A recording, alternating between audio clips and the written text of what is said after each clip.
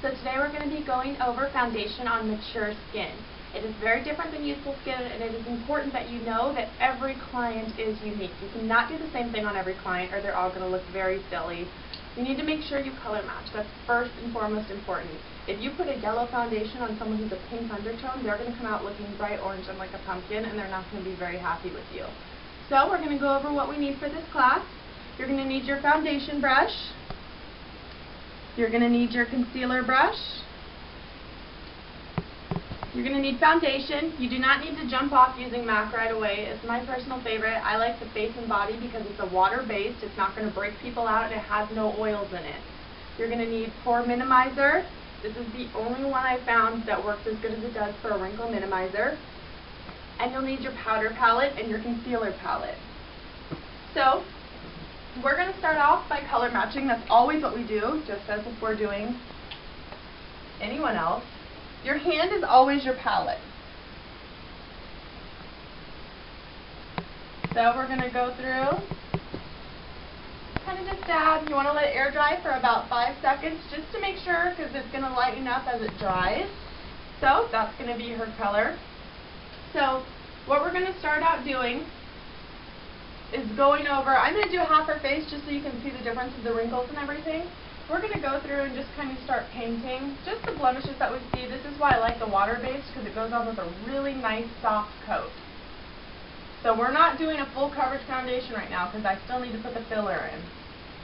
So just give it a nice little base. You do want to put foundation on the lips.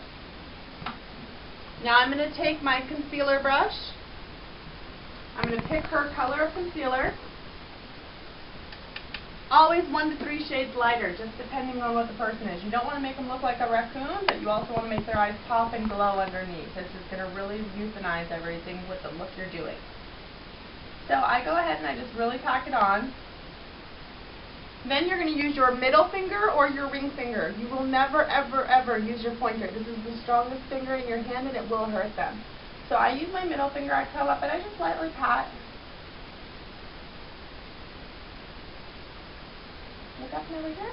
You have them look the opposite way that you are going to be putting the concealer on, for the reason that they don't see your finger coming at their face. And just lightly patting, getting it all in there, and working it down. You really want it to blend with the rest of the foundation. So now we're going to use our pore minimizer. Again, your hand is your palette. It's going to be really messy at the end of things. You do not need much of this. A little goes a really long way. So you're going to use your concealer brush again. You're going to dip it in the pore minimizer. You can see it's kind of a creamy substance. So anywhere that you see a wrinkle, you're just going to tap, tap, tap, tap, tap. Let it set a couple seconds. And kind of paint it on. Once you get your tapping down, you can kind of paint it. Now remember, we're only doing half her face so you can see the before and after.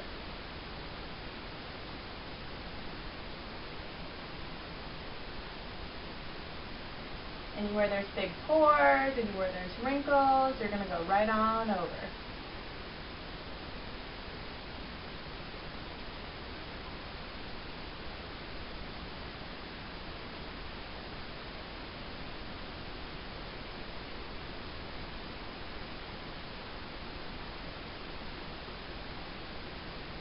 So you want to make sure it's nice and padded before you go and put the foundation over. So now we have our nice base down. We're going to go ahead and finish putting her foundation on. So we're going to get about that much on the brush. A little bit with the water base does go a very long way. You don't want them to look like they're cakey. Now remember, over 35, more foundation, less powder. The reason being is that your skin naturally is very hydrated when you are younger. As you get older, our skin gets more dehydrated, so we need more moisture to put in it. Another thing with moisturizers that is kind of a false thing that's out there is the day and nighttime moisturizer. Your face doesn't change between day and night. One moisturizer does the rest. So we're going to go ahead and just work our way down. Make a little two-face here. We want to make sure we're really getting an even application.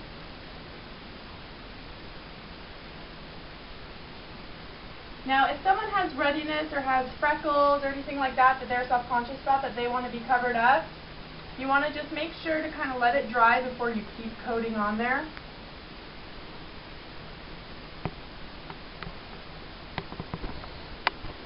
So, as you can see, it's still kind of wet. It is the water base, but you can see the difference of the wrinkles before and after.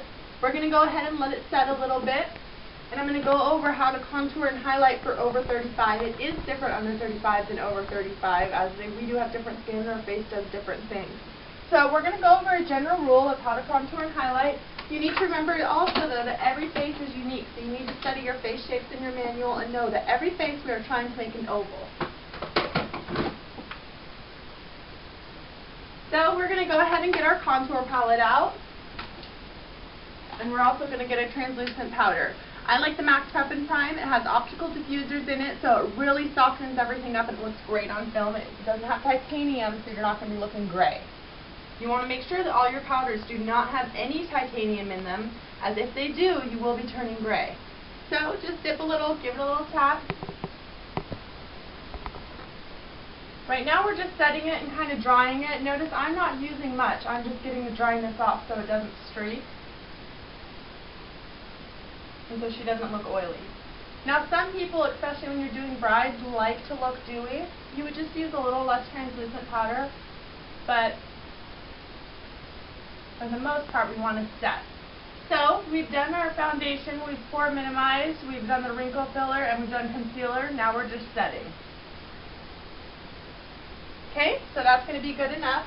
You don't want to get her completely matte because you want to remember that more powder is going to go on there and you don't want her to look cakey.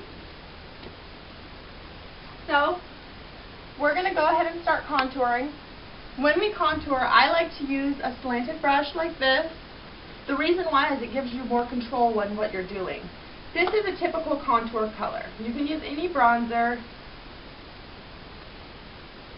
If they're super white, you want to mix it with something that's a little bit lighter, but still giving that drasticness.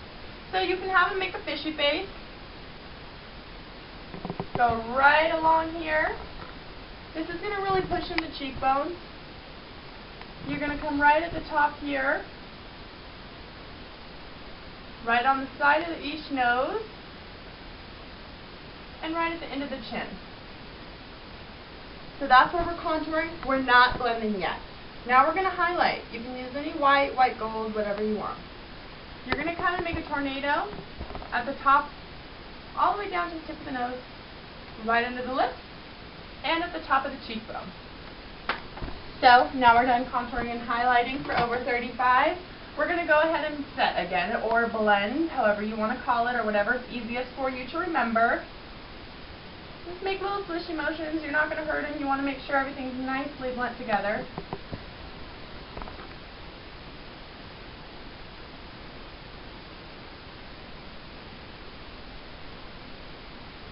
So you're going to have her go ahead and open. Go ahead and get right under here. Sometimes the concealer will leave a little bit of a mark. You want to make sure that you get it really good so it's nice and refreshed looking.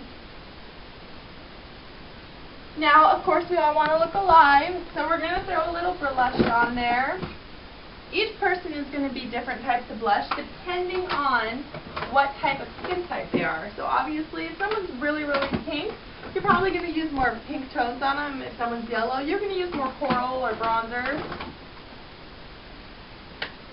So I'm going to use this nice peach. It's kind of a shimmery iridescent. When you are doing blush, have them smile.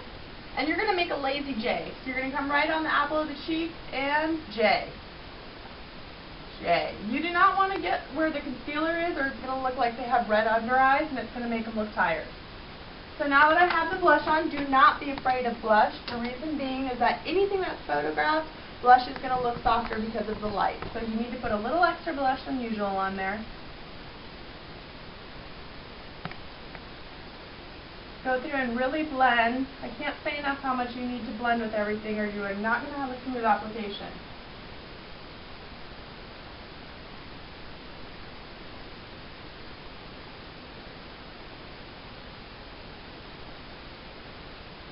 Okay, and then if you want to come in close up, you can see before and after on the wrinkles, how they're filled. The Pore Minimizer is the only product I have found that does that.